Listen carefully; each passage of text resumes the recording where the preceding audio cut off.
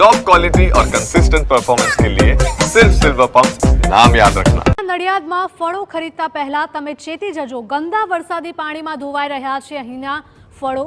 માઈ મંદિર ગરનાળા પાસેની આ ઘટના છે કે જ્યાં લારીવાળાની કરતૂત TV9ના કેમેરામાં કેદ થઈ છે।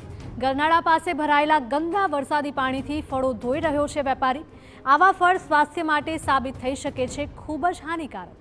આવી પ્રવૃત્તિ કરનારા સામે કડક કાર્યવાહીની પણ માંગ ઉઠી રહી છે। ફળોની ઊંચી કિંમત વસૂલીને પણ લોકોના સ્વાસ્થ્ય સાથે ચેડાશ થઈ રહ્યા છે તેવું આ દ્રશ્યો પરથી સ્પષ્ટપણે લાગી રહ્યું છે।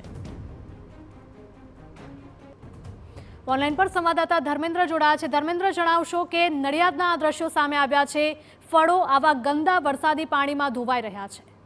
કિરણ, ખૂબ ચોંકાવનારા દ્રશ્યો છે, કારણ કે આજે સવારના સમયે જ્યારે માય મંદિર ગરનાળું જે ચોકઅપ થઈ ગયું છે પાણીથી, તેનું રિપોર્ટિંગ કરી રહ્યો હતો તે સમયે અચાનક જ આ દ્રશ્ય મારા કેમેરામાં કેદ થયું ને ત્યાર પછી તેની આખી જે કરતૂત હતી તે કેમેરામાં કેદ કરવાનો પ્રયાસ કરવામાં આવ્યો। ખૂબ દૂર હોવા છતાં પણ સમગ્ર ઘટના છે તે કેમેરામાં કેદ કરી હતી।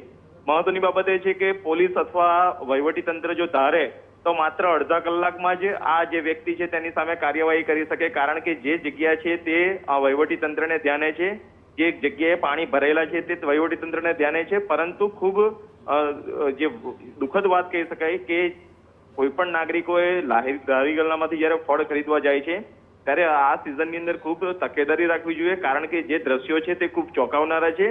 જે લારીવાળો છે તે ગટર અને વરસાદના જે પાણી મિક્સ થઈ ગયા છે માય મંદિર ગરનાળામાં, તો તેની દ્રશ્યોમાં જ જોઈ શકાય છે તેની લારી પાણીની અંદર ડૂબેલી છે અને જે એની પાસે ફળો છે તે એક એક કરી અને થેલામાંથી કાઢીને ગટરના ગંદા પાણીમાં ધોઈ અને તે લારીમાં ગોઠવી રહ્યો છે। જી હિરાલ। જી બિલકુલ ધર્મેન્દ્ર, માહિતી બદલ આપનો આભાર।